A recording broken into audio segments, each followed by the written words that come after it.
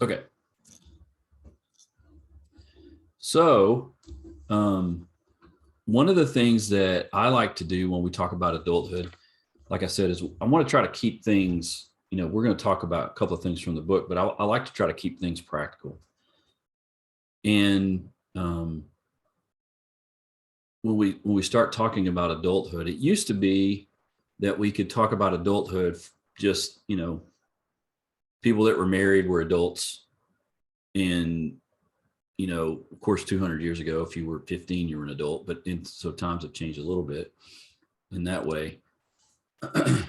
My question is, as we start out, and this is just an open-ended question, I'm not looking for a certain answer. It's really just kind of what you think versus based on anything you've read so far, or just kind of your experience, or just, what you're thinking. My first question today, as we get started, is when does someone become an adult? When does that happen? And it's totally opinion. So what do you think?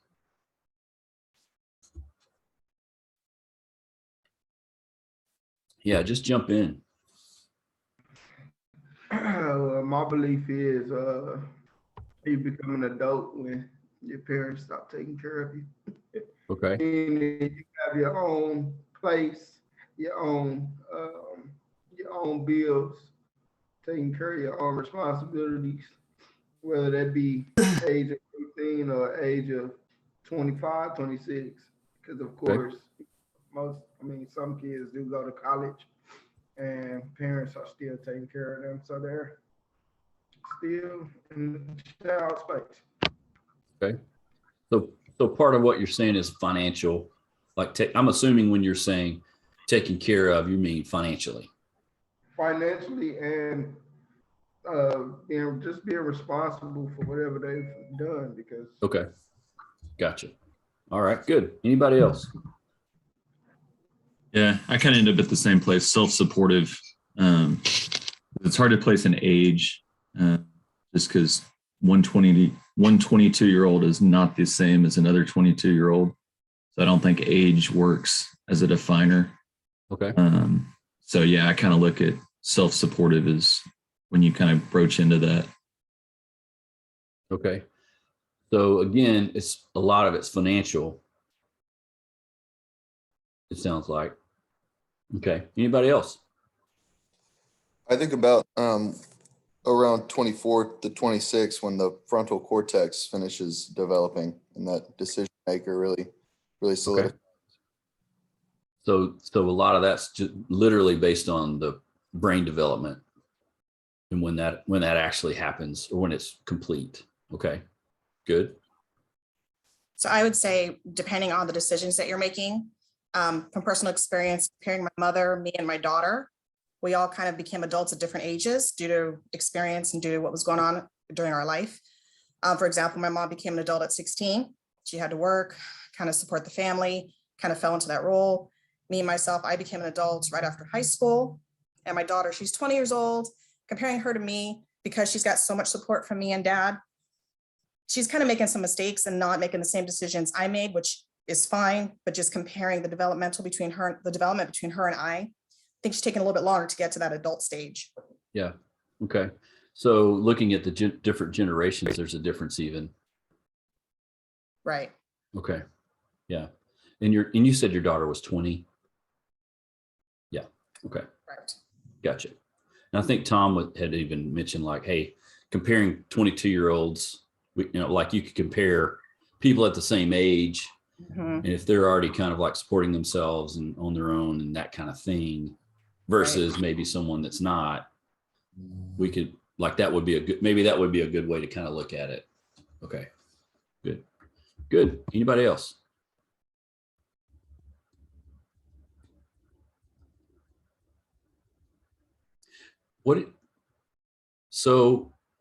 And one of the reasons why I'm asking is one of the things that started happening probably in the early 2000s, like late 90s, early 2000s, it's kind of carried over now. There started to be a lot of research into this topic, basically this question. And it wasn't necessarily the question of when someone becomes an adult versus the different stages of development. And so that's why adolescence itself has been kind of defined as being more as occurring over a larger number of years than it used to be. And so someone that would be, 20 would still be technically considered an adolescent. It would be late adolescence, but still be considered adolescent. But, according to some of the things you guys are saying, that person could also be considered an adult if they're taking care of themselves, if they're supporting themselves, financially. So we could look at it, different ways, right? Like financial, how they're doing mentally or cognitively, which I think Austin brought up, this idea, which is true, that your prefrontal cortex is fully developed around 25. It also probably has something to do with culture, maybe, I would think a little bit. It might have something to do with your gender, your ethnicity, potentially. And so there's some, there's different areas, and all those areas began to be more heavily researched, I would say.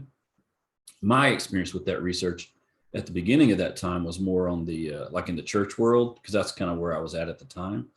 But I began to kind of look at it more from a sociology perspective, or just kind of like looking at trends and things like that. So what started out as more, hey, when do these folks turn into adults? And, of course, big questions back then in the church world is more like, why are they leaving church? They graduate high school and they leave church, that kind of thing. That question's still being asked.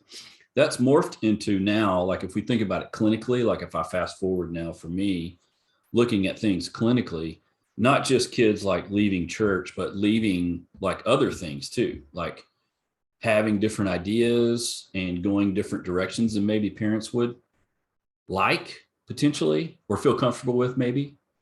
Having different viewpoints on whatever topic, you kind of bring up a topic and maybe they have a different viewpoint than you might. What makes that happen? That kind of thing. So what I'm getting at is that the question, like when someone become an adult, is a really difficult question to define. At the same time, clinically speaking, like as clinicians, I think it's an important thing to think about when you have let's say a 22-year-old that comes to you for therapy, let's say, and at that level of their life, the parents can't put them in therapy. They have to do it, which I still get calls from parents of 20, 21, 22-year-olds saying, hey, my son or daughter needs therapy, which is, I get it. And I just politely say, that's all, I'd love to help. Can you have them call me? Because I have to set it up with them. Because technically, for our world, when does someone become an adult? 18, right? So when someone's 18, they're technically in our world an adult, just from the standpoint of like HIPAA and things like that, right? So the reason why I'm bringing this up is because the one thing I didn't think about a lot when I was kind of where you guys are, I didn't think about this. Like, okay, wait a minute. If I got a parent coming to me and they want their child to be I say child, they could be 22 or 23, but in their, in your mind, they're still your baby, you still see them as 5 sometimes. And they're wanting to put them in therapy. You have to think about a lot of different things. Like, are they wanting them to go to therapy because they are thinking differently than mom and dad? You know what I'm saying? Like there could be lots of reasons. Now, I'm not saying there's not legitimate reasons. There's absolutely legitimate reasons. I've worked with a lot more early 20 somethings in the past 3 or 4 years than I ever have before. For lots of different things, not just, and a lot of them came on their own. So that happens too. I think it's just something to think about, because as we begin to talk about adulthood, again, we go back to kind of what the book has done. There's a cognitive component, there's a socio-emotional component, there's a physical component, a biological component, which most of all the biological things in terms of like if you look at the book, there's a lot of talk from infancy all the way to up until now about how much they grow and how much they sleep and how much they should eat and that kind of thing. Some of that starts to taper off a bit and turns into other things biologically speaking. But the new things that are happening for them are different kinds of relationships, whether they're romantic or friendships. Those are different, starting to change. And the relationship with their family more than likely starts to morph and change a little bit. Not necessarily in a bad way, just starts to change. They might get their first job, I'm talking about like real job, like something that's, a 25-year-old getting a job, a real job for the first time can be kind of a big deal. They could be purchasing or renting their first, place, house, apartment, whatever. They could be living with roommates. They could be going to college or a trade school. So there's a lot of things that are happening with them around this early, it used to be called emerging adults. Now it's called young adults. It doesn't really bother me what you call it. We all know what it is. It's that 19 to 25, 6-year-old kind of area, right? Does that make sense? So the reason why I'm bringing that up specifically is that there's also other things that could be going on during that time, that kind of 7 or 8 year time frame, that just like in adolescence made parents kind of be like, what just happened? The same thing can be happening for parents. It can be like, what is going on? Like it's you, because in parents' minds, sometimes they think, well, when they graduate, then they'll kind of like be normal, right? They won't be doing these crazy things and talk, that's not necessarily the case. But I'm going to advocate a position that I feel fairly strongly about. I don't think it's like crazy things. I think it's part of their development, if that makes sense. Now, here's my question along the lines of what I'm talking about. How many of you went from, junior high, high school, right into college, right into a job?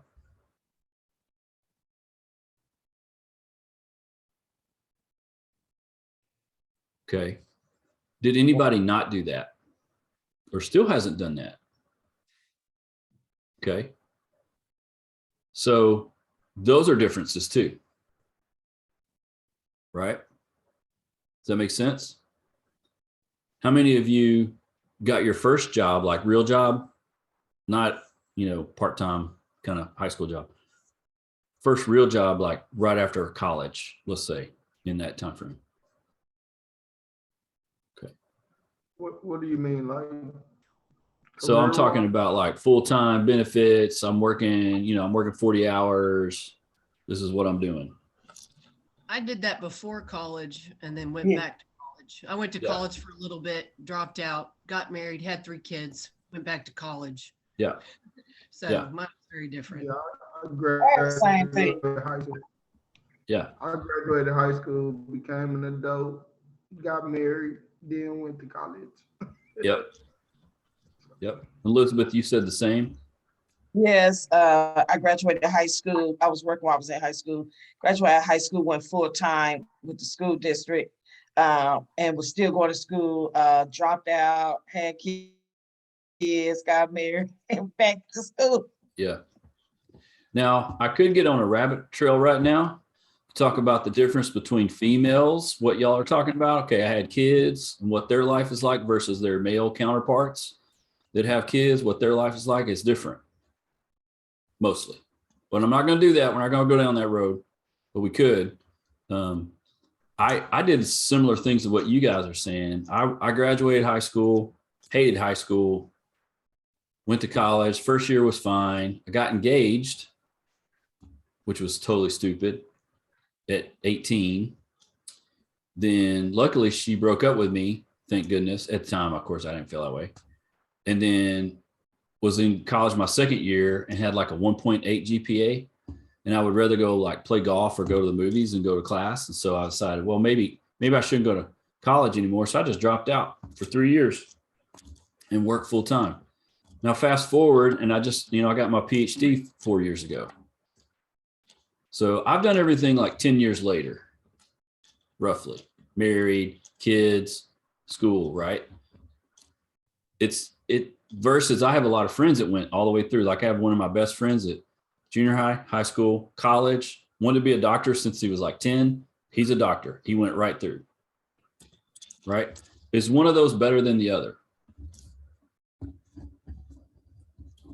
It depends on who you ask sometimes, right? I'm bringing this up because these are things that will happen clinically. Like these are things that will be coming up. Like this is real life, right? Like we can read the textbook. That's great. We do need to know developmental things, but this is like real life kinds of things that come up. Does that make sense? Hopefully. Well, so many kids don't know what they want to do. I guess adults, 19-year-olds have no idea what they want to do. So instead of wasting time in college, money, getting a 1.8 GPA, go work for a while and figure some things out. Right. So it's actually in certain, I'm going to say countries,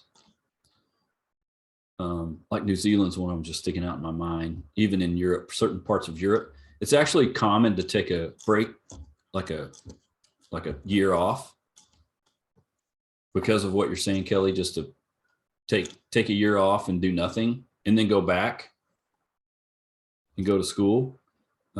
If you do that here, you're kind of looked at kind of like side eye. Get the side eye look a little bit, you know. And at the minimum, if you do that, you got to go get a job.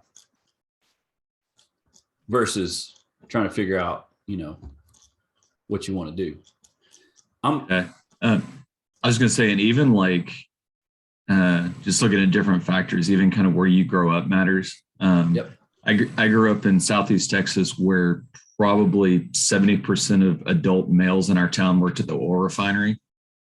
And so if you at 18 said, I'm not going to college, I'm going to work at Exxon, there was zero shame at all. But at the same time, you go to another town and at 18 say, yeah, I'm not going to college. There's stigma to that. Right. So. Right. That's absolutely correct. That, like I said, it depends on, some of this does depend on where you grow up. I wanted to piggyback off that, just culturally, even when you turn, I mean, in my culture, of course, once you turn 18, 17, 18, you get a job, college, or you definitely out the house most of the time. At those days, like you got to get up out of here. Like, right. It's time for you to go. Right. In that particular mindset is a holdover from decades past. That was just kind of like what happened. Right. Like you can't stay here. You got to go somewhere else, whether you're in college or working or whatever. Yeah. I think the other thing about it is sometimes clinically, like right now, in my opinion, this area of like 19 to 20s, early 20s, I think is becoming a niche, like a niche. I hate to say market. That makes it sound like you're treating people like a business. It's a niche area clinically. A lot because of what Kelly just said. There are an extraordinary amount of, late teenager, early 20-year-old folks that really don't know what they want to do. It's not because we don't have enough information. It's not that. We have plenty of information, and we actually have a lot of choices. Lots and lots and lots of choices.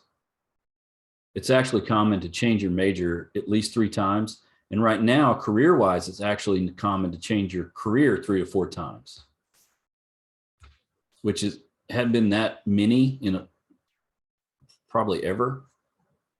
So even as adults, like talking to this class, my assumption would be that everyone here is changing a career.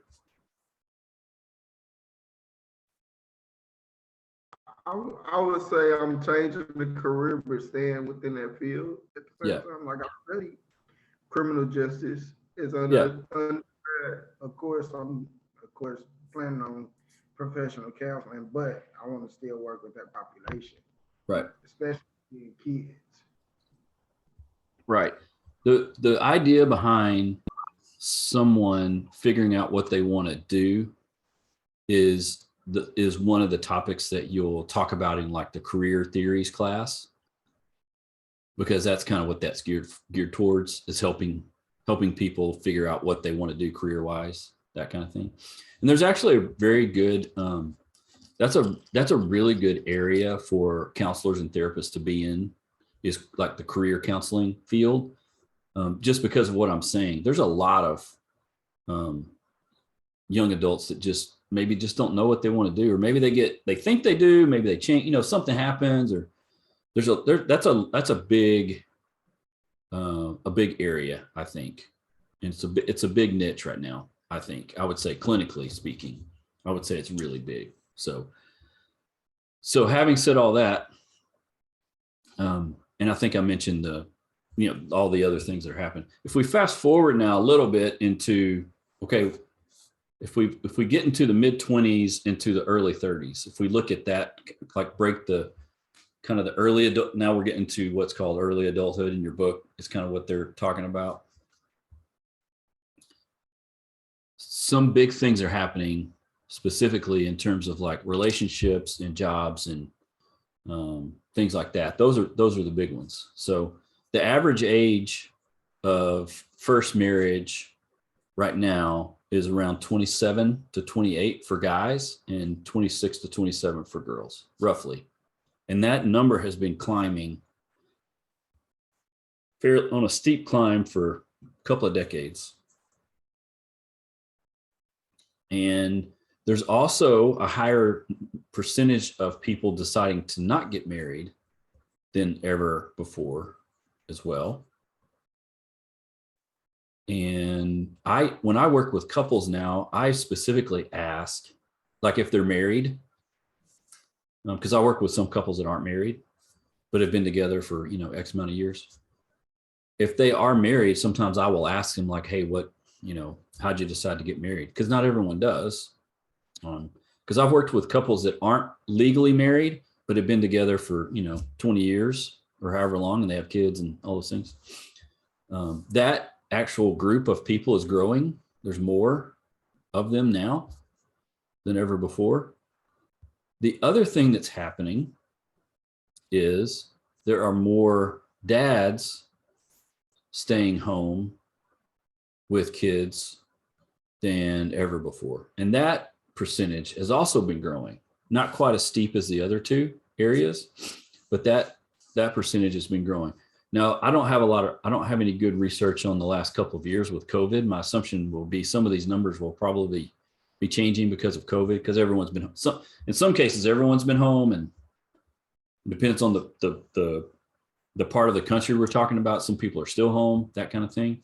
But the work from home movement is going to change some of these numbers. So some of these will change a little bit. My point is that there's been a little bit more fathers being involved in the process of raising kids. That number has grown. Not that it's ever been super low, but it's actually growing. And specifically in the area where the father is staying home and the mom is working. That's actually happening more now. Those are the big things that are kind of happening, and those have been happening now for, like I said, for a couple of decades, those areas. The other thing that it's making that's happening because of the age at which people are getting married, the age at which people are having kids for the first time is also getting later and later. Instead of in the 20s, early 20s, mid 20s, it's growing, kind of inching into the late 20s. That's happening too. There are more pregnancies of women in their mid 30s than ever before, and even more so like in their late 30s, early 40s. Some of that's because of the advancements in medicine have allowed that to happen. Some of that's because people are getting married later. There's lots of different reasons. That's actually a area of my dissertation was written on couples that were dealing with infertility. And so I've kind of been researching this particular area for a little while. And those are just couple of things that I've found while doing some research. I don't think that will change that much. I think it will continue. I don't see it going like it's not. It doesn't seem to be like a steep jump, but I think it's like a gradual kind of incline. I bring all those things up to say one of the things that's also happening is since you have parents, whether they're married or not, that become parents, some of them maybe a little bit later in life. And I say later in life as in late 20s, early 30s versus maybe early or mid 20s. Like, for example, my mom had 3 kids by 26. She was done with having kids. And we just had my second, and I was like, my son I'll be 50 this year. My son will be 15. So we had kids. My wife would have been 36 when we had our second child. So there's a big difference in that, and that's happening more regularly, depending on some of that's depending on culture, but in America, the trends are going up kind of like that. So what that does is actually make some very interesting,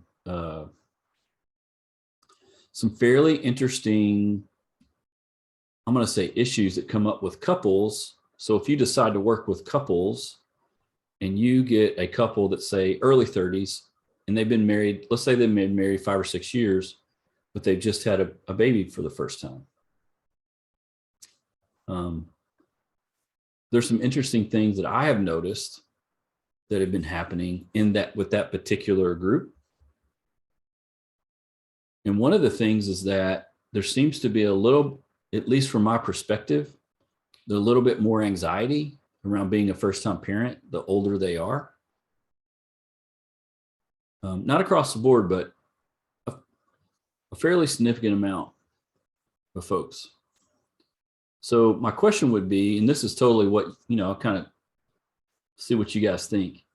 My question would be, what would cause a parent, and I'm going to say someone that's older as a parent, even though early 30s is not old, but we're still conditioned to think that kids should be born when people are in their, mid to late 20s, not early 30s or mid 30s. Like, we're conditioned that way a little bit.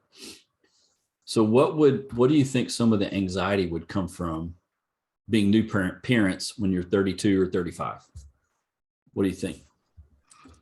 I think it all depends on whether you've done it before. Like, some people are just single, just the only child, so they haven't had help. They haven't helped raise someone, Okay. or had that experience before. Or So even, some of it could be your family, like the family you grew up in, like the Right. experience you had. Yep. Right. That's good. Yeah, that's right. That could be one of them. Best friend got divorced, remarried, and had his second child at 46, 47. And so he's going, holy cow, I'm going to be all 65 by the time she graduates high school. And so Yeah. he's worried about, how's that going to be going to, father-daughter events? And they go, oh, look, you brought your grandfather. Yeah. And Rod, that's a legitimate thing that's happening, a lot. Not just like, it's not just a one-off. That's happening quite a bit, actually. So it happened to me. I had my first child when I was 20 years old. And after 19 years, I had my daughter. So it's like, and I feel I'm starting all over again. So it's like, can you imagine having like 20 years plus something old child and 4-year-old child? Right. So it's kind of, I feel like I had anxiety because I was thinking like all this, oh, maybe she's gonna have like, how to say, like, when you're 20, so I feel like I grew up with my 2 kids, because I have my oldest when he was 20, I was 20 years old, my second one, I was 25. And I felt like I grew up with them. With my daughter, it's different. I had anxiety during the pregnancy because I remember I would go to the ultrasound and ask, okay, that she has 10 fingers and like Right. one nose and everything. Like it was actually, even now I feel like I'm starting all over again. So Yeah. it's like 4 years old. It gives you big anxiety. And like you Yeah. said, I count sometimes. I think, okay, I'm gonna be 60. My oldest child gonna be 40, and she's gonna be just only 20 years old. So Yeah. Yeah. That I think what you're saying is so true, because especially if you're if you're considered geriatric, like a geriatric pregnancy, which is 35 and up, then what they also do is scare the crap out of you with all the things that potentially could happen. yes, Right. yes. So and then it's you're like, nervous about that. Like you're saying, like, do they have a nose and do they have 10 fingers? And, yes, you I know, went through like the, yes, yeah, they did like poking my tummy and getting like yeah, liquid for all. I don't know like medical yeah, terminology, but yeah, this was like, yes, it was scary a little bit, but yeah. Which is interesting. When you're 20, you potentially don't think about all of those things. You're just, you know what I'm saying? So there's a difference there, right? You don't know what you don't know. But when I you're agree. 35, It's, you know more. yes, your brain works differently. So Brain works different. That's right. you're That's more right. responsible. So it's like, That's right. That's right. It doesn't change. Here's the thing, though.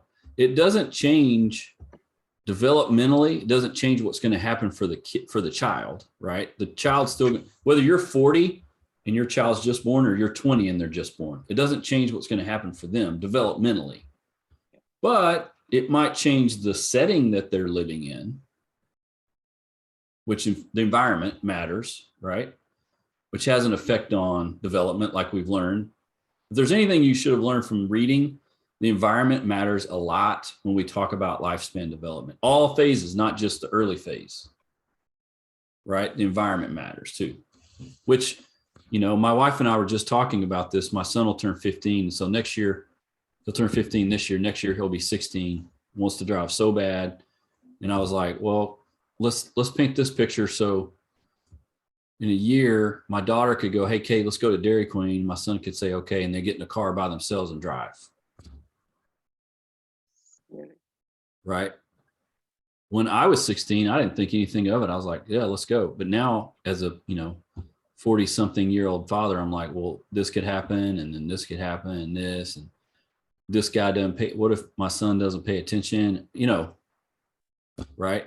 So there's some anxieties that come anyway that you don't necessarily always have when you're younger and have kids. Not that you don't have them, you still have them. It's just different. It's just a difference.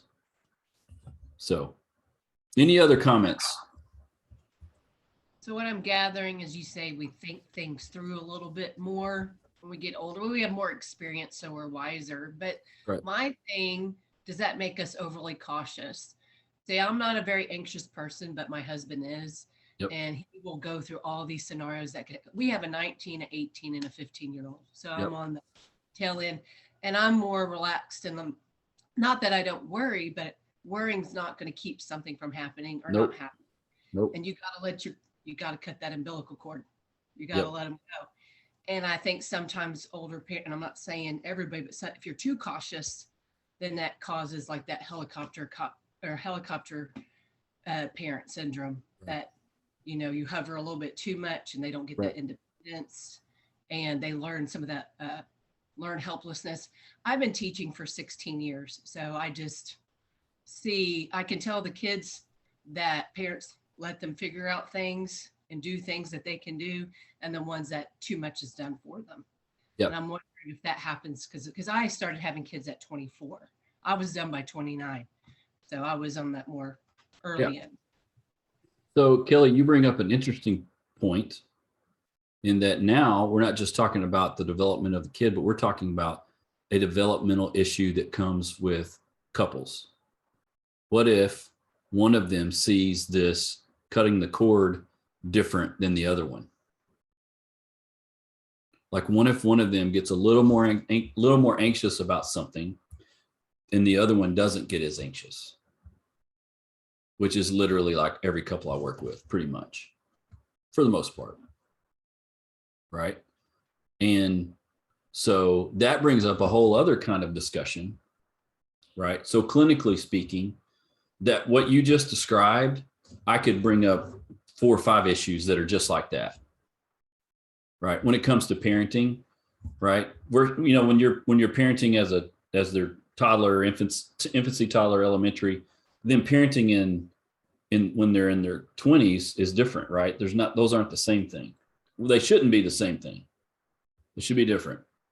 But the anxiety could be the same, or the anxiousness, or, you know, whatever you want to call it, could be the same, right? So that brings up a whole other question is, and this is one of the things that I try to frame with all the couples I work with when we talk about things like this, like the way that one spouse does it versus the way that the other spouse kind of handles it is one of those right or wrong versus are they just different? Which is a big question, because if you're working with a couple specifically and they see it as like a right and wrong issue, like there's a right way to do it and a wrong way to do it, they're going to fight about it pretty consistently. If they can reframe it, and you can help them do this, if they can reframe it to a difference, like, hey, I just think I see this differently. You see this differently. It doesn't mean there's less friction necessarily, but then all of a sudden that other person's not wrong. That matters a lot in a marriage, because if you live in your marriage and you think your spouse is wrong, like consistently all the time, that causes other issues. Does that make sense? So that thing that Kelly brought up, this kind of issue, is, first of all, it's super common. That happens a lot. That's super normal, actually. But can you help people frame it in a way? Now, I'm not talking about they rob banks and you're okay with it. We're not talking about that, right? We're talking about normal developmental things, right? They're going to graduate. They're going to probably do good in school or bad in school, or they're going to struggle with friends or not struggle. They're going to drive, you know what I mean? Like normal developmental things. You know, what things do I get really worried about? What things I don't? We're not talking about robbing banks and doing, you know, being a meth addict and all. We're not talking about those things. Those are a little more black and white kind of areas that we can come down on. But when we talk about parenting specifically, sometimes they're not necessarily black and white. Maybe they're a little bit gray, and there's some differences in how we see it. So if you can help people reframe that to see it as a difference, that really does matter, which is not easy to do sometimes. Now, this leads me to the next question. Where do we get this idea that the way I'm parenting is right and the way you're doing it's wrong or different? Where does that come from?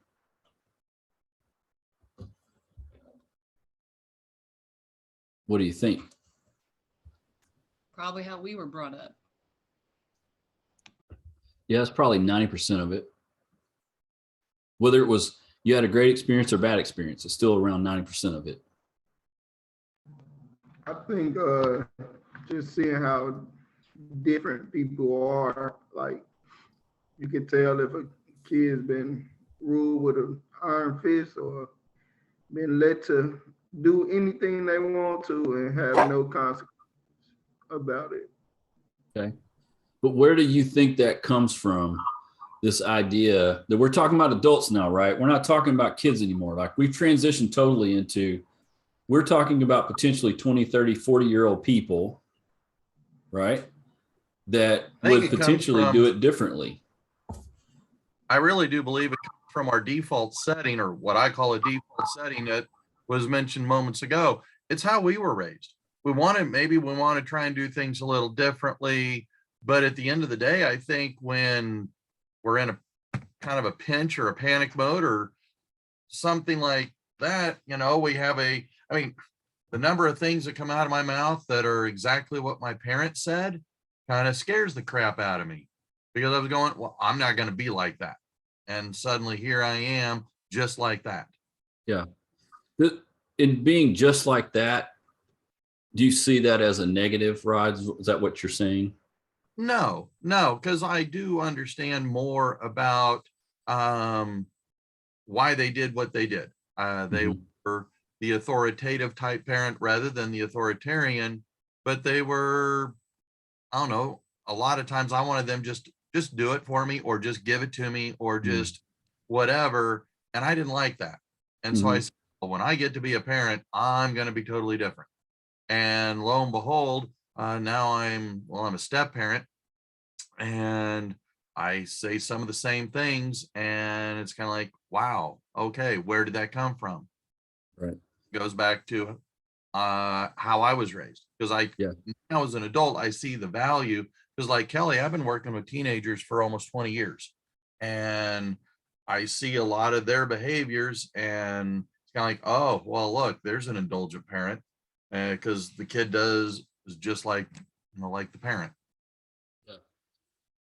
So part of what you guys are saying, or at least it sounds like, at least 3 of you out of the 15, so a third, feel like that how you parent comes from how you were parented. Does anybody, and keep in mind, I'm not looking for a certain thing. I'm just asking. Anybody have any other suggestions about why it's different? I would say, and it may be answering it the same way, but almost kind of a different spin on it. I think we take all that information from when we're kids, and as we have kids, we start to see what our parents did through a different lens. And so whether that is, like Rod was saying, I now understand why they did that, and I'm going to also do that. Whereas I had a kind of different situation where I spent the bulk of my parenting life with the mindset of I will not be what my father was.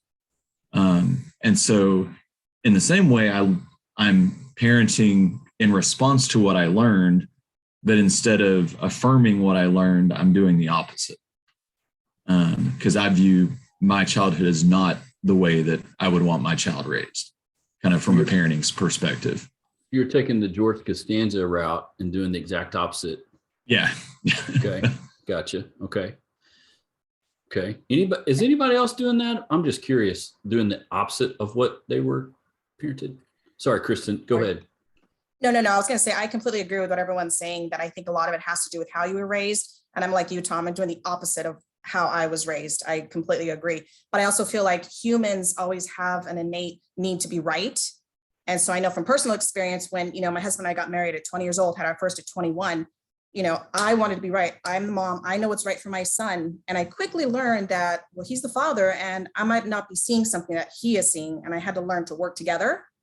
But I know, like in relationships, and whether it's professional, personal, people typically don't want to be challenged or be told, hey, there's a different perspective. People always want to be right, especially when it comes to their children. Yep. I understand that, because when it's your child, you're going to be overly protective. Well, if it's your child, you're always right. Right. I mean, we can never be wrong, which is another dangerous thing. Right. Right. Yes. Because I had my 2 sons, 23 and 26. So I end up raising them just like I was raised. And it took me to get into my 40s and my 50s to really learn that, hold on, you're doing the same thing to them that was done to you.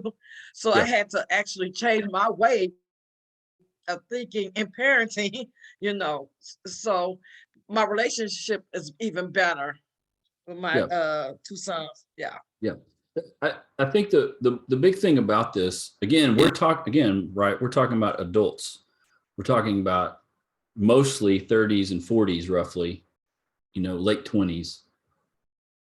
And we're using this topic of parenting to kind of talk about this, but the way that we grow up, whether it's parenting style or environment or area of the country or world, the culture that we come from, the ethnicity we come from, like all the so when I say culture, I mean kind of encompassing all of those things, plays a large role in how we will interact with our own kids. Right. That's just that is actually true. Not just true. Like, I think this might be true. Like research wise, this is a fact. It's true. This is one of the things that happens. the way I sometimes frame it with couples, and I've done this with families too, because I heard this really good analogy from a lecture I went to. This has been like, it's been a long, maybe 20 years ago, but I always thought it was really good. You know, it's kind of like, where did you first learn about communication or conflict management or love or marriage or how to deal with, you know, someone cutting you off on the road? Or where did you learn all of that stuff? You learned that first in whatever family situation you were growing up in. That's where you first learned it. And I'm talking about as a kid, right? Like as a child, that's how you learned it. And then it was either reinforced over and over and over as you got older, something was. And so that's how you learn first, right? And as you get older, and like what we talked about last class with adolescence, that time period is where you start to go, okay, I've learned some of these things. I don't know if I like this one. Let me challenge it. Or no, I like this one. I'm going to keep it. Or I'm going to challenge this particular thing. And that's going to keep happening for a while, 10 to 15 years, a while, right? You're going to do that for a while until you figure out your own kind of identity, right? So the very first time we talked about little kids, like infancy into toddlerhood, we talked about the self, like knowing that I'm here, which helps me know that other people are here, right? And then we talked about a little bit about how that self changes as you get older. And then when you get into adolescence, there's an identity, like you're starting to kind of know what your identity is, like who you are. And some of that's based on where you've come from and the area, how you grew up and things like that. But some of that's also based on the experiences you've had and the experiences you are having at the time, even into your 20s. So sometimes your identity might not even be really formed until you're into your 20s to a certain extent. It doesn't mean you can't function. It doesn't mean you can't, it doesn't mean that you're messed up, or it just means maybe you're a little more confused sometimes. And that does have a little bit of an effect on other areas of your life for sure. But as you're trying to figure out what your identity is, and you kind of figure that out, like who you are, then the fun part, then from then on, you spend the rest of your life liking it or not.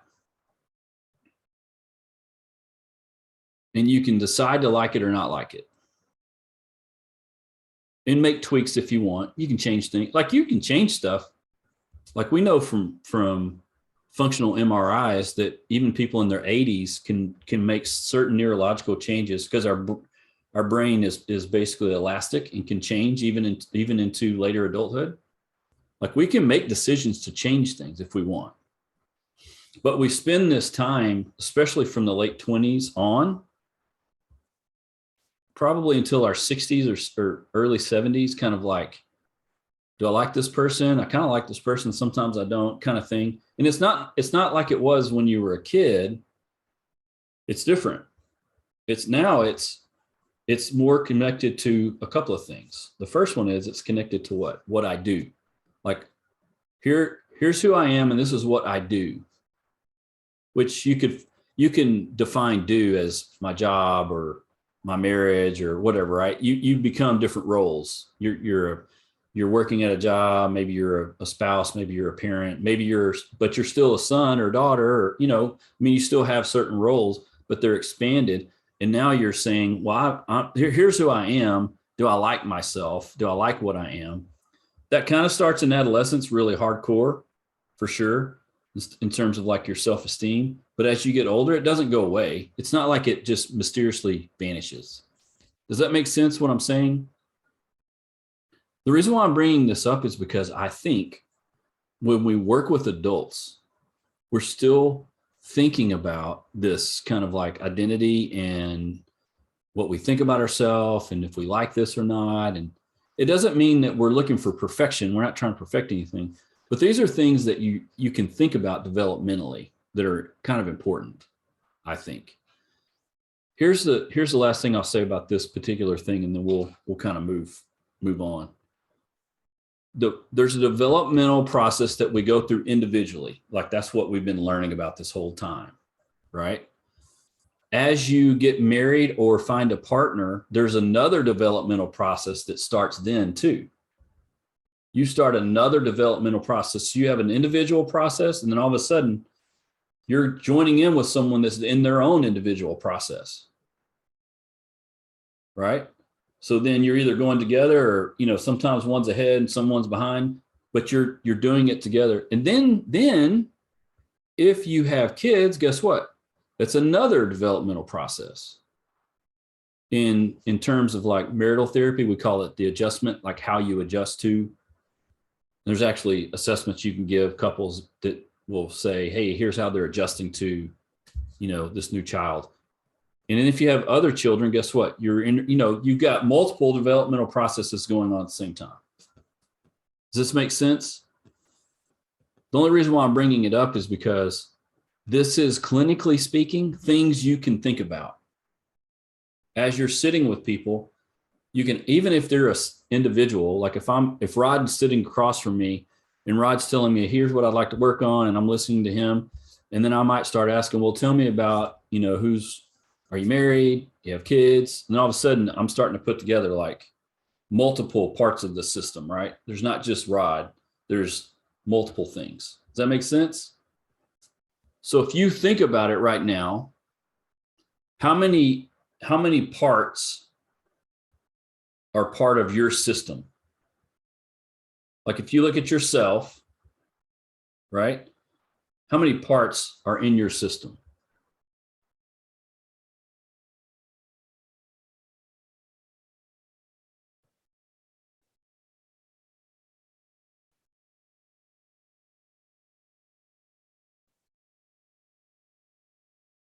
Does anybody have more than 5?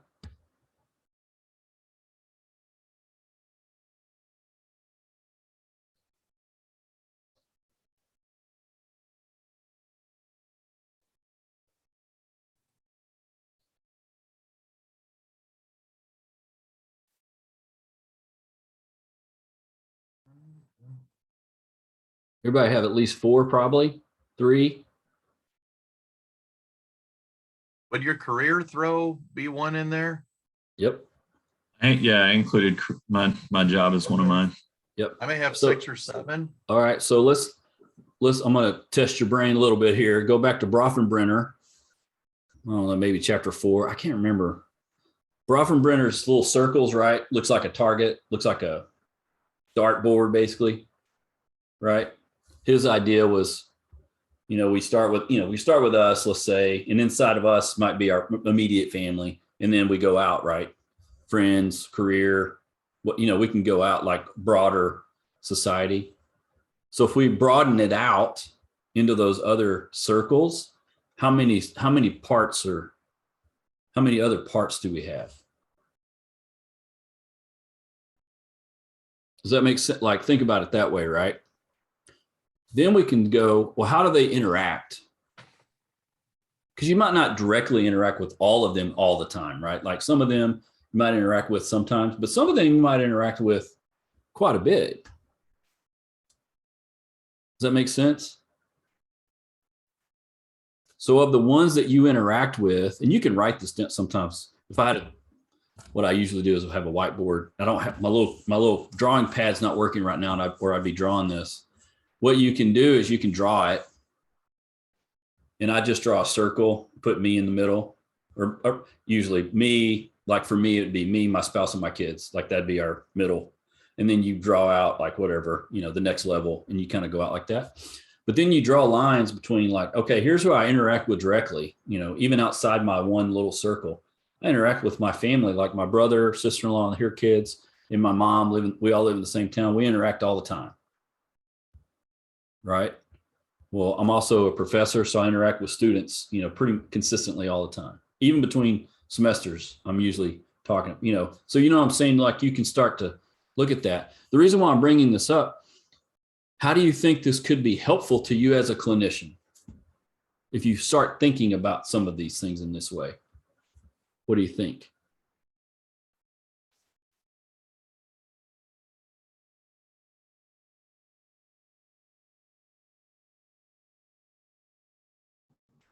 I think it could help just because going through your personal experiences, what you dealt with, because it's some of it's going to be similar when you're dealing with clients. Right. That's absolutely right. I'm basically giving you guys a crash course in systems theory right now. And the reason why is because systems theory is a good way to look at these different parts of a whole, like the different parts that make up the whole. The reason why I like it is when we talk about things develop, like on a developmental scale, you've got all these people developing at different levels, at different speeds, at different times. And it helps me kind of get a picture. I'm a picture person, so I'm real visual. It helps me get a visual. Some of you might not be as visual. You might do it differently, right? You might do it through kind of talking it out. You know, there's lots of ways that we would do it, but for me, I can see, okay, if they're talking about this, you know, Kelly just said, well, my husband, like in my head, I was like, husband, 3 kids. I've got that in my head. Like, well, all 3 of them, all 4 of them, 5 of them could be going through a different process at a different time. It's not right or wrong either, right? It's just something that's happening. Does that make sense? Well, it just makes me think of Adlerian theory, you know, the holistic approach, you know, you have to look at the whole picture and who they're connected to, their culture, all That's of right. it, them. That's right. That's why, like Vygotsky too was looking at like he's the first one to come in and talk about culture, especially like, hey, let's don't forget about culture when we talk about development. Right. So inside of each one of those people that are developing, there's also a culture that we're developing in. Right. You could call it environment, but I like culture better because culture incorporates several different aspects that we're just that we're part of. And we got to remember that too. Here's the thing clinically, when we talk about culture, like if I'm working with any of you, anybody here, and I ask questions, I'm also going to be asking questions to understand you culturally too, because I'm not the expert on your culture. You are. You're the expert of whatever culture you have grown up in and are in at this moment. I'm not the expert of that, right? I take the approach that I don't know what you know about your own culture because I'm not an expert in your culture. Does that make sense? Now, some of this you'll talk about cultural diversity in the class that you'll take. You'll kind of talk through these things. But this is important because when we look at people, we have to look at them culturally too. And we have to realize that we're not an expert in their culture. We're just not. And I'm also not an expert in the environment in which you grew up in. I'm not an expert on that. Do I know about cultures? Yes. Do I know about environments? Absolutely. That's why you're taking classes, to learn about some of those things so that you'll understand some of it. But when you're working with people, I don't know, you know, the difference between how Kelly grew up and how Tom grew up, how Nicholas grew up. All of you, right? Like everyone grew up differently. You might have the same stories to a certain extent, but you all grew up differently. So to me, it's kind of like like I'm starting a new story every time I meet with someone for the first time. Does that make sense? So add that to these kind of things that you're tracking, right? Those circles that you're tracking. This, like overall, you're talking about a cult, you know, someone's coming from a certain culture, right? So culture, gender, ethnicity, socioeconomic status, education. Like you can add 4 or 5 things, like general things. Languages that people speak. That's one of them too. If someone grew up in a different country other than America, that's one. So there's multiple things that you can kind of look at. And that gives you just like a wealth of questions you can ask to just discover and learn about, if that makes sense. Okay. All right, let me take a step back. Anybody have any thoughts or questions about what we're talking about right now? Because we're going to shift gears here in a second, but I want to take a step back and see if anybody has any questions about anything we're talking about.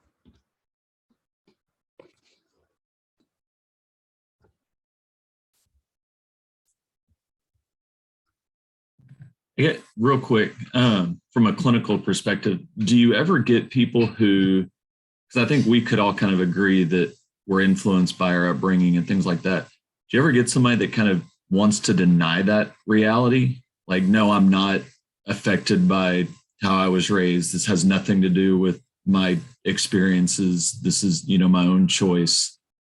Does that ever happen?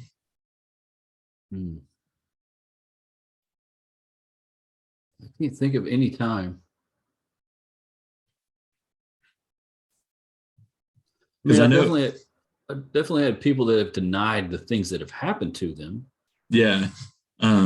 I guess I'm coming from, I work with teenagers. And so one of their mantras is, I'm making my own choice. This isn't influenced by anybody, Right. Even when reality, it's like, well, no, you're just choosing opposite of your parents to choose opposit of your parents. Yeah. I didn't know if that extended into adulthood, that kind of independent mindset. I don't think it's the same. In adolescence, that would be more the rule than the exception, right? They mostly think they're like their own self, right? Versus I'm not really influenced by anyone, though they're influenced by everyone, right? I mean, that's the truth. When you're talking about adults, for the most part, in the clinical setting, I think most people have figured out that either they don't like, or either dislike, or really like, or don't know about something that happened at home. So they kind of already know that maybe that's affecting them potentially. And it might not even be at home. It could be like, hey, this thing happened to me or around me when I was 18. It really didn't have anything to do with my family. It's something that happened in a relationship, let's say, or I was bullied even when I was in high school, that kind of thing. Like they could actually see that has an effect. I think what potentially does happen, though, more, or has a potential to happen, is they would know that there's an influence there from their past, childhood, past experiences, but they'll downplay it, like it's not causing as much problem as maybe I thought. I'll give you an example. This just happened this week. I've got a new client that I'm starting with that I did an initial intake interview. We were just kind of going through things, and he wants to work on XYZ thing. And this happens all the time. We get to the last 5 minutes and he goes, oh yeah, and by the way, my wife had an affair, 6 years ago. Maybe we should talk about that. And I actually had an emotional affair with someone 5 years before that. But he didn't say it as in like, he didn't lead with that, right? He didn't lead with like, I think we're having trouble because of these things, and we never really figured them out, and we never figured out how to handle it. Yeah. It was the last thing he said, which is normal. That's okay. That's okay. We're presenting with something, and our job is to figure out why, like what's underneath it, right? People don't do things for no reason. There's always a reason. Now, can we get to the very, very, very, very, very bottom? Sometimes it's like, I've got a couple I've been working with for almost a year, and just about a month ago, we figured out like he's afraid of being abandoned. The guy, the husband, and it took like 8 months, a strong 8 months, but it's changed everything now. But we didn't lead with that. Does that make sense? Like, we didn't lead with those things, but that's the reason why some things have been happening. Now, sometimes you can get to that stuff quicker. So what I would say, I don't know if people would necessarily like not think that their past has something to do with what's going on with them now, but they might downplay their past.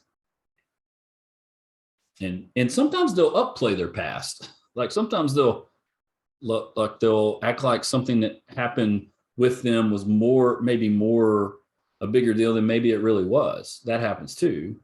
That's a little bit more difficult to work through. That's way more information than you probably wanted, but that's kind of what. No, I appreciate it. That's kind of what I see. I can't think of a time where someone's been like, I don't think my past has anything to do with what I do. I mean, other than some of the I did do groups with mandatory clients for a long time. And a lot of them were more like kind of tough and like, nothing affects me kind of thing. I've had that, but nothing that we couldn't keep talking about and kind of figure out. So Yeah. Okay. Does that answer what you're asking? Yeah. No, I appreciate it. Okay. Yeah. Anything else before we move on? Okay. Now I want to fast forward a little bit into an area that's also becoming that's fast. This has been happening for a while. This idea of being sandwiched between generations. Now we're moving into middle and late adulthood, older adulthood even, right? We're going to move fast forward really far here because I do want to talk about this. And I've had several folks write their research papers about this being sandwiched, where you're still raising kids, but your parents are older kind of thing, and you're in between them and making decisions about both generations. That's happening a lot more and more. Some of that's because the boomer generation is getting older, and Generation X, which is what I'm in, we're getting older too. And so we've got a lot of those things. There's a lot more of them than there are of us, but there's a ton of millennial X, Y, and Z. There's actually a lot of them too. So the Generation X is kind of not as much as those other generations that we're kind of sandwiched between. But as we start thinking about, if you had kids, let's say at 35 and 36, like my wife and I did, and you have older parents, which we do, all of a sudden you're sandwiched between them, and we've got adolescents, and then we've got, parents in their 70s, mid to late 70s, right? So you're sandwiched in between those things. And that's happening a lot. And so one of the things clinically that I'm seeing is this phenomenon happening, and just kind of like halfway between, I need to come and talk to someone about this and maybe just vent what's going on, versus I need advice, or, how can I be helped with this, that kind of thing. And the one thing that happens is if there are things that happened in childhood that did not get addressed, guess what happens when you fast forward into adulthood and all of a sudden your parents are still there? Bam, they come right back up. So that's happening too, in that kind of sandwich area. So what I'm going to do is we're going to jump into a group. I want to do this, kind of let you guys talk about it amongst yourselves a little bit. And I've got just a couple of questions, and I'll, excuse me. What I'm going to do is I'm going to put you in groups, and then I'll send the questions to you. Let me get them on the right place where I can jump. What would you consider a millennial versus Gen X? What age range? So millennial technically starts at 84, I believe. Is it 84? It's 83 or 4. I think Generation X is like 69 to 81 or something like that. I've not talked about generations a lot in this class on purpose, because I'm not a gargantuan fan of like putting people in those, because literally every generation thinks the one before them is the worst. I mean, it's just like happening forever. The generation before me think we're horrible, and then I think everyone behind us is horrible, and then that just goes on and on. I was working with someone that would technically be a millennial, seen as a millennial, that's now a boss, because they're in their 40s, some of them late 30s, and they might be a boss of like a Generation Y who might be in their early 20s, and they're just griping about them. And I'm like, well, guess what happened with my generation? We griped about you guys, and guess what happened before that, right? So I try to stay away from that. I just use it I just talk about it right now, just in terms of like, so we can kind of get a picture. Our society does a great job, I think, of putting us in boxes. And so I like to look at it more like developmentally. This is where we're at.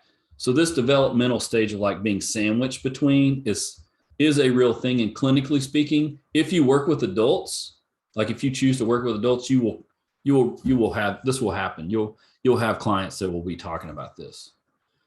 Okay, let me grab this. All right. Yeah.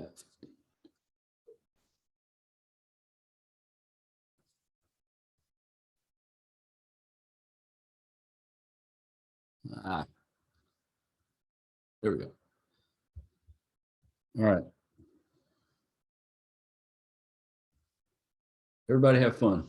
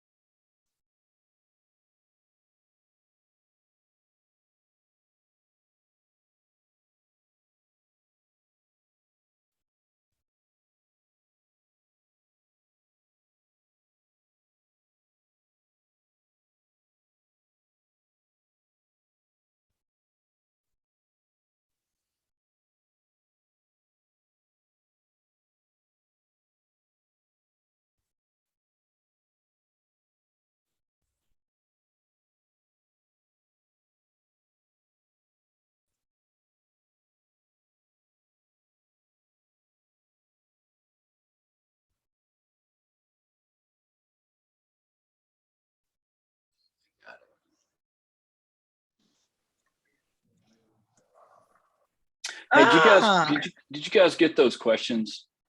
it went quick. Yeah, it flashed up. I sent a chat to the group. Do y'all see the chat? Oh. The only chat I see is just us. Yeah, Just Yeah. y'all. the I was room. Yeah. asking you for the question. Yeah. Hang on a second. Hang on a second.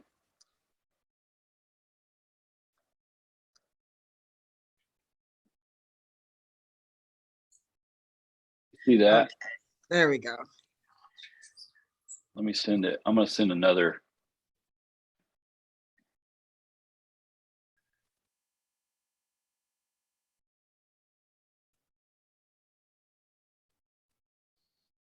Let me send one more thing.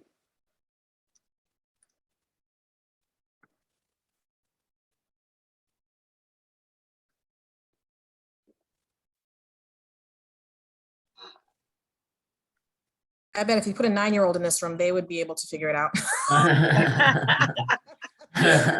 Well, I usually Okay.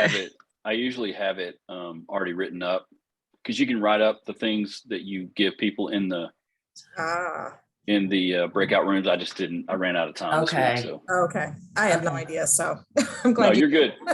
No, you're good. All right, I'm leaving Hey, here. Have Thanks. Thank you.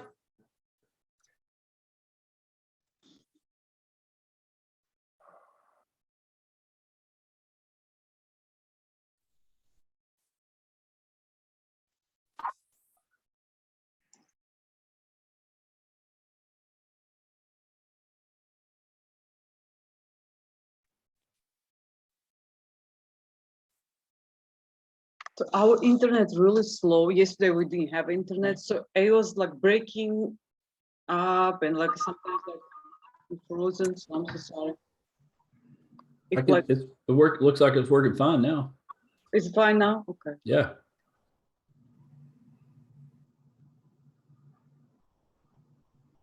It's a good breakout.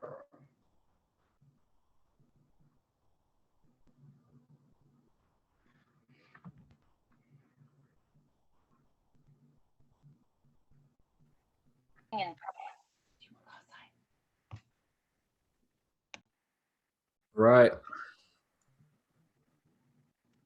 I think the fun part of breakout rooms is when I close them and it usually cuts people off somehow. All right. So we're talking about this idea of kind of being sandwiched. I'm just kind of curious, like what kinds of things did you guys talk about? I just gave you some questions to get you going. What kinds of things did you guys talk about with this topic? We talked about the challenges that it has on us as adults, being, having to deal with the kids on one hand, but your parents who are acting just like children on the other hand. Yeah. Yeah. Yeah, we also talked about kind of split focus of, when your time and attention has to go to your aging parents, that's time and attention that would normally be there for your children that put stress on them, put stress on your other spouse, kind of changes that dynamic of what roles people take and things like that. Yeah. Yeah. Good. Good. Anybody else?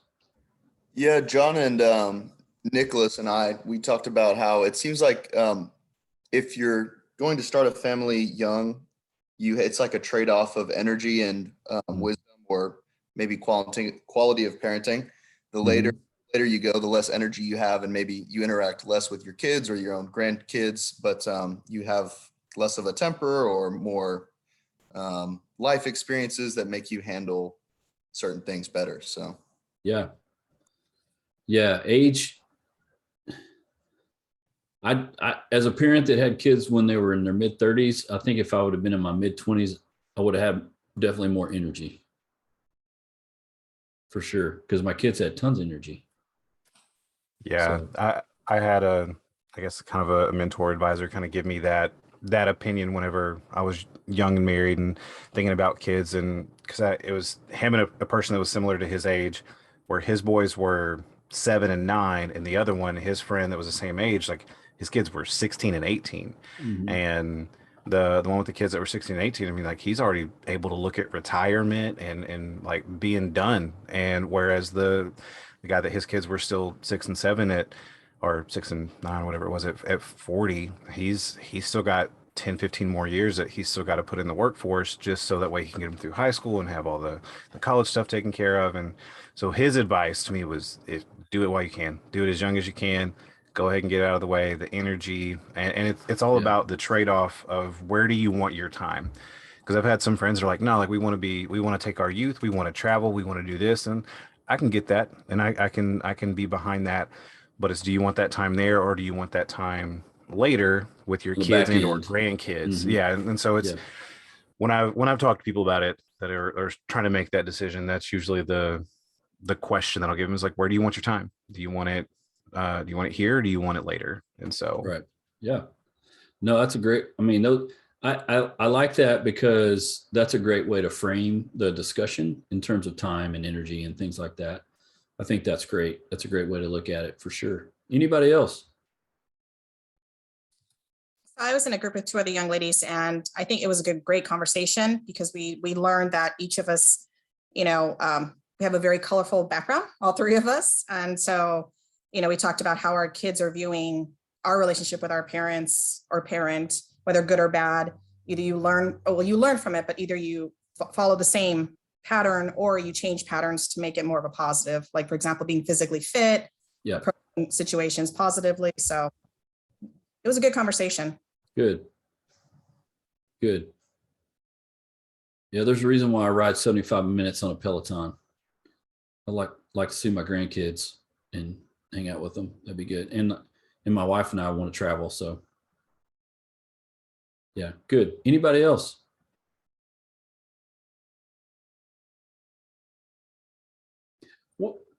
What do you think? Hmm.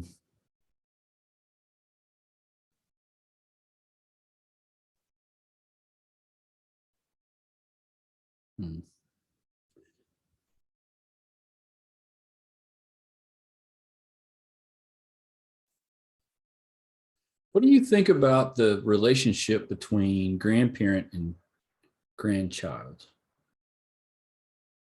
versus parent-child? Differences, similarities, what do you think?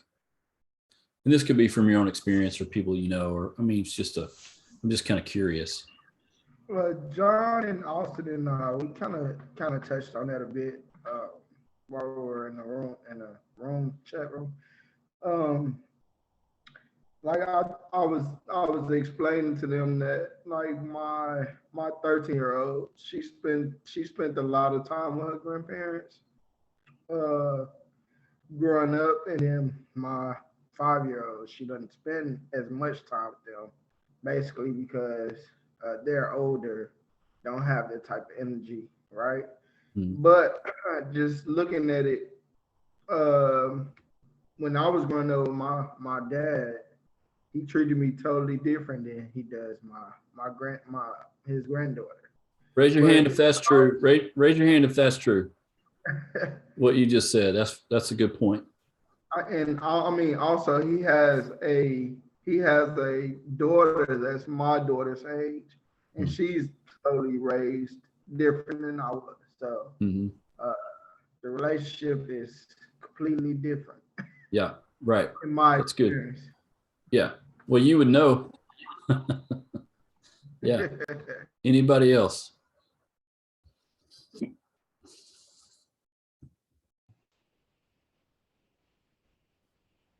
I think it's a very important relationship to have if they can have it, you know, if your parents live close and they can be involved, because it's another, you know, it's an extension of the family and adults that show care and love them. And they do have a different relationship, you know, that you don't have to have the discipline piece that your parents had to do with you. You know, they can just be more relaxed and really enjoy that relationship more with the grandkids, I feel, than they did with you, because they probably felt so much more responsible about bringing you.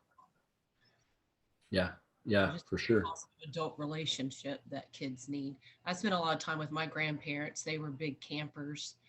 And so we went out in the country. They belonged to, I guess, Thousand Trails. I guess, you know, if you had an RV, and we did that, you know, that was great. And that probably where my love of nature came from, because, you know, we were throwing rocks in the creek and going to the lake and fishing. Yeah.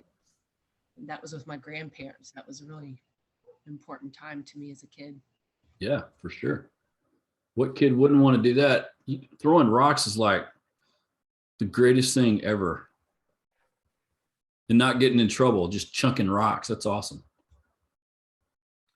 Kind of piggyback on that, when I was a kid, my grandparents lived a few hours away. My parents would put me on a bus, and I would ride the bus out to their house for a couple of weeks every summer, and it was a whole lot of fun. My wife and I, like I said, her mother lives with us. Well, my wife's sister and brother both live within a mile of us, and the grandkids are over here all the time. And, you know, it's really neat to see them have that really positive relationship with their grandmother, because it's really, you know, you learn so much. I don't know what it is about our parents becoming more mellow in their old age, but I don't know, they treat the grandkids totally differently. And it's good. And it is a different dynamic of relationship that, at least according to all the textbook stuff, says is a very important ingredient to making a kid become a successful adult, a well-adjusted adult anyway. Absolutely. Yeah, because my parents were kids when they had me, and they didn't know what the hell they were doing. They just did it. So they messed up all the time. And now as grandparents, they're like the greatest thing ever, right? So they kind of know everything. And that's cool. I'm good with it. I used to be pissed off about it. But then I'm like, well, they were kids. You know, if I was 20 and had a kid, I don't know if I'd do so great either. So, you know, let's cut them some slack. I used to get mad about it. I don't get mad about it anymore. I kind of liked it. You know, my dad's side of the family comes from a long line of like avid storytellers. Like everything is a story. he remembers everything that's ever happened to him, kind of thing, and he can just hold court and tell. And he's been that way all my life. He can just tell stories about all kinds of stuff. As a matter of fact, my wife, this is kind of, if y'all ever meet my wife and ask her about this, I'll deny I said it, but she gave my dad 2 cups of coffee when he was staying with us, and she gave him 2 cups of coffee one time, and he got kind of jacked up, and he started talking, and she just started asking him questions, and he told all these stories, like all kinds of stuff from childhood and all this stuff. And but that's what he does now with my kids. And of course, they're teenagers, so they're like, oh my gosh, Pops is telling another story. But I know as they get older, those stories will become more cool. And it'll just be something that, because that's how I was too with my mom's mom. I think there is a special bond that happens between grandparents and grandchildren. And it can get easy for us as adults to go, you don't even know this person that you're talking to. They were not like this when I was your age. That's easy to get caught up in. We can do that. But the point is they don't know them, and that's okay.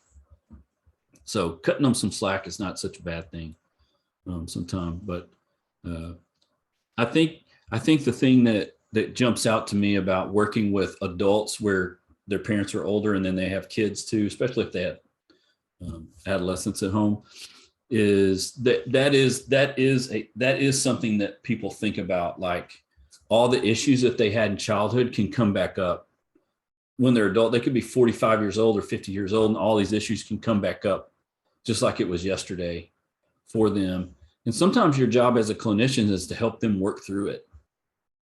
So here's one exercise that I do with adults, whether it's couples or individuals that are adults that have that happen, where it's like, hey, my parents are getting older, but I don't even know if I like them, and here's why. And maybe it's something, it doesn't even have to be super traumatic. It could just be over time, they just were maybe hardcore and just, real big disciplinarians and didn't let them breathe. And one of the exercises I like to do, and I learned this in trauma therapy, I do this a lot, but I do this with people kind of on a smaller scale. You can help people see that what they're feeling is the emotions that are trapped in the past, even though they're in the present physically. Like they're here now. They're not, they're 50. They're not 10 or 15 or 20.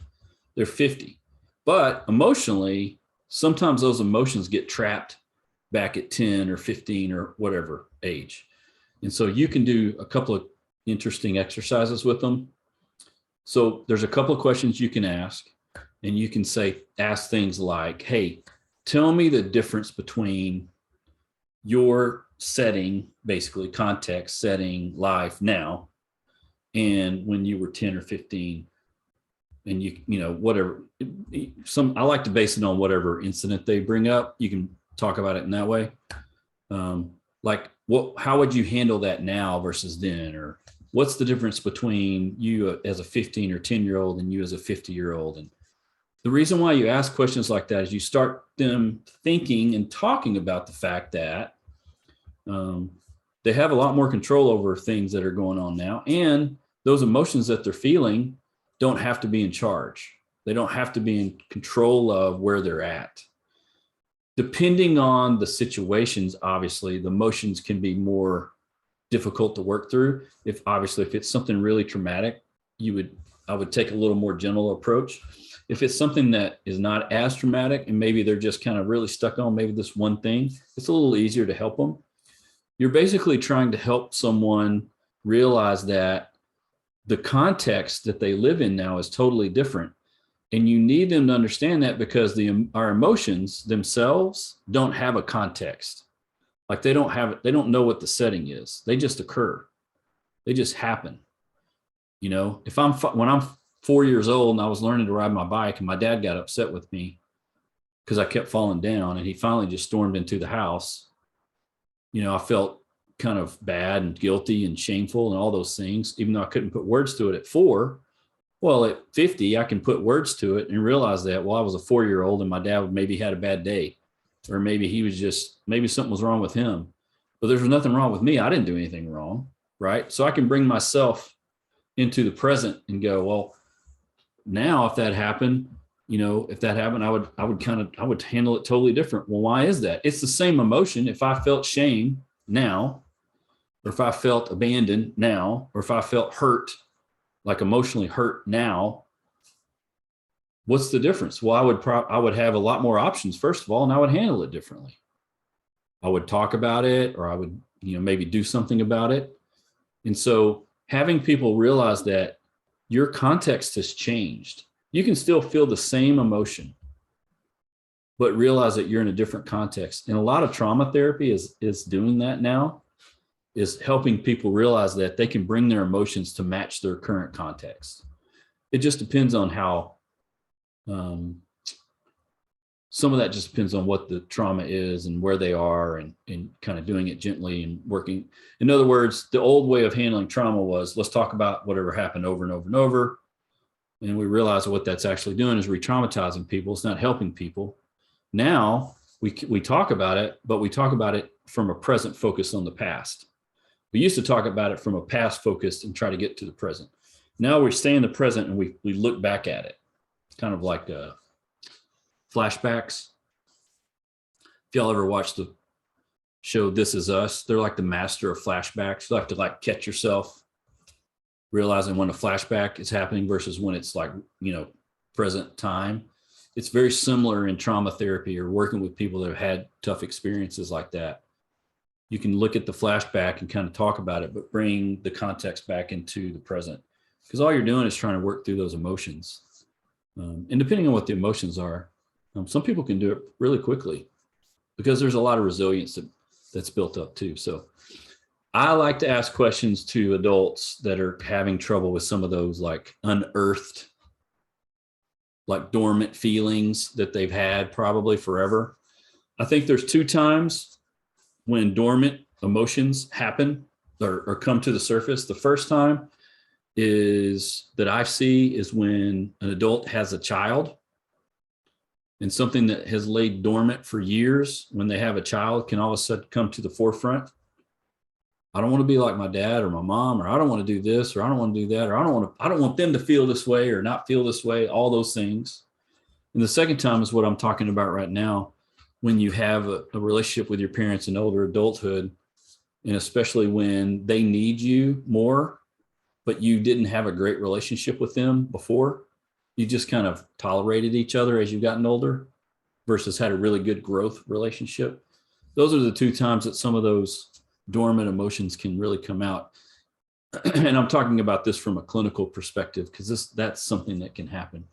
There's actually really good forms of therapy that address these areas. And you guys are going to learn about all these, if you haven't already, you're going to learn about a lot of these as you go through the program. And so I think what's important to remember, as we've talked about from the beginning, is the developmental process is something that's happening from the time we're born until we die. It's always going on. It never stops. And it is a process. It's not a destination. So it's something that's always happening. All right. Okay. Any questions about any of that stuff? All right. Let me talk about a couple of announcements. The first one is let me get my page over here.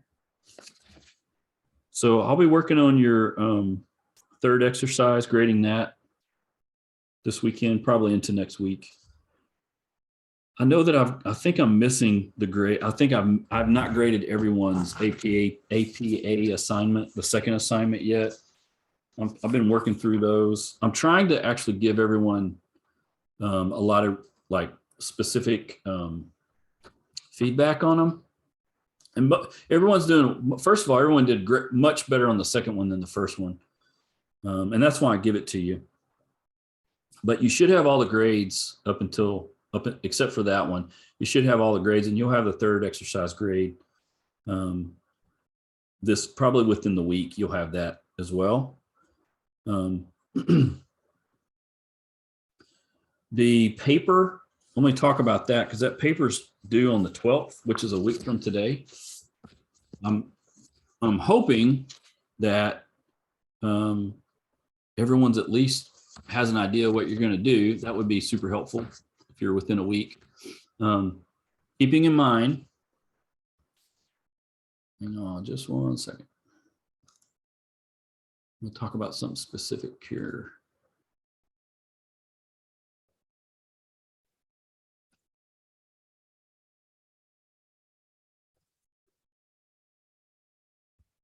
We talk about this specifically. Let me get over here. Okay, I'm going to share my screen.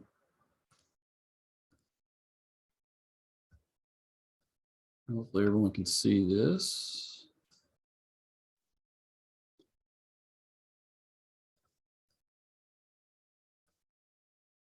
Okay. So just as a recap for the paper, oh, this is the right. This is the one I want to show you though. I'll show you a different one. Sorry.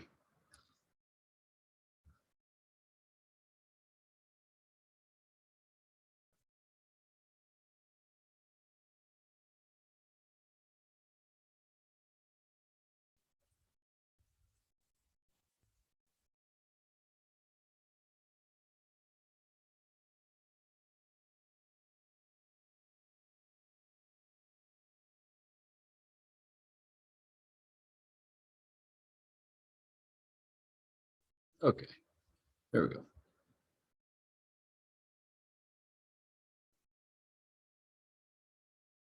That's better. Okay. So for this, and this goes for hopefully anyone watching. I'll put this up today. So the majority of the paper in terms of points is all in the research part, just as a reminder that you're basically, in terms of topic, you're going to pick a developmental stage, and get just a basic overview of that. And then you're going to talk about things that you learned in terms of that stage. And then you're choosing a disorder or an issue. Like today, we talked about being sandwiched between generations. That could be an issue. Any kind of parenting topic, there's lots of topics you can choose. And this is where a lot of your research pieces will come in terms of the other resources. Like you're going to need 3 additional resources outside the textbook. A lot of it can come in right here with this particular part. You're going to talk about that disorder, like whatever's common in your developmental stage, describe its effects, and then any kind of treatment options. And most of those treatment options would also be found in the research that you'll do. Like I talked about with, like, let's say it's a couple adjusting to a child, doing emotionally focused therapy with them, and that focuses on, the adjustment to having a child. I mean, something like that. But you'll find a lot of that within those articles that you find when it comes to whatever the issue or the disorder that you're looking at. Okay, so that's the research part. That part especially is you're going to be obviously citing the resources. The second part is the reflection section. This is where you don't necessarily cite because this is coming from you. Unless you quote something, you can quote, like you could quote something and say, I found this really interesting quote. It speaks to what I'm trying to say. Obviously, you're going to cite that because that's not your idea. But everything else that you talk about in terms of just your personal reflection is just answering these 4 questions. Okay. And then of course your reference page. So really all you need is a title page. You don't need to worry about an abstract. Excuse me. This is one section, just what you learned about the topic. And this is another section, your reflection piece. And obviously your references at the very end should be the last page. Okay. I can't think of anything else. Any question about that?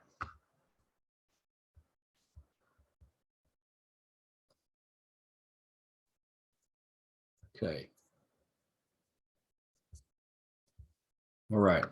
So I've had some people ask, like, hey, how many pages is it? I think I talked about this at the the first class. I would say 4 to 6 pages would be plenty. You should be able to do all of that in 4 to 6 pages fairly easily. If you get up to like, I've had people that have written like 12 and 15 pages, and I'm like, that's a lot. That seems like a lot. I'm more like, hey, get to the point, say what you want to say and say it kind of thing. You don't need to add a lot of fluff. I realize that maybe some professors like a little bit more of a page limit, and that's cool. I'm not like that. I'm like, hey, let's get to the point. I'm fine with that.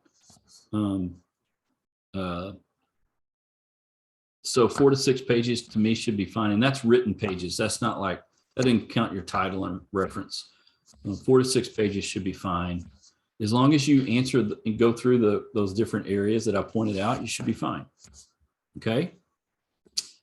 And of course, the final will be the weekend of the 18th and you'll have until the 23rd for that.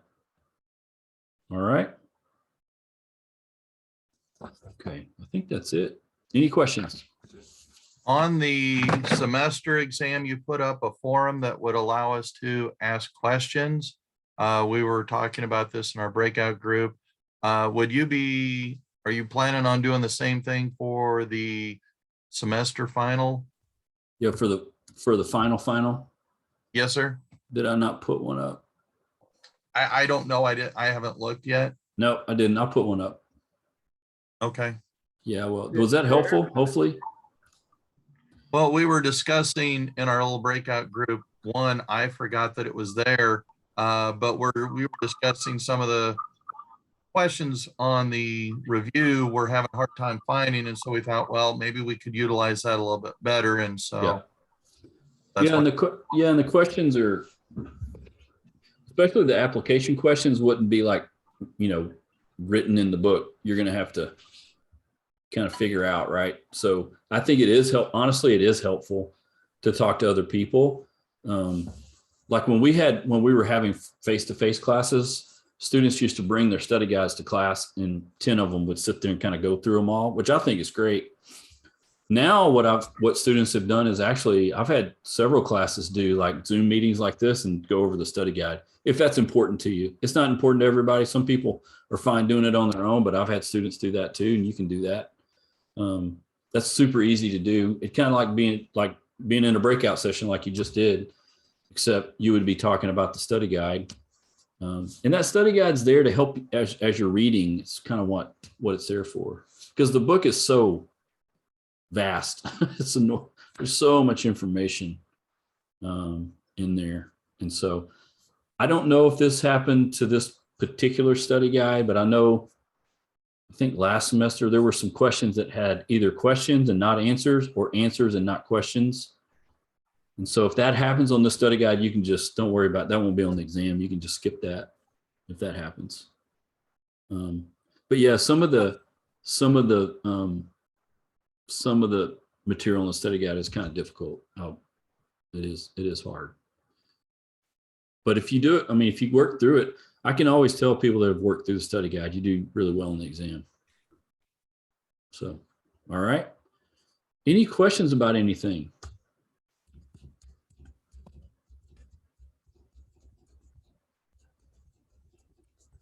All right, this is it. Hope you guys have a great week and weekend, and maybe I'll see you in another class down the road. I appreciate it. And now you can go do something else. Thank you. Hey, thank you. Thank you. Bye, guys. Thank you. Bye. Bye-bye. Bye.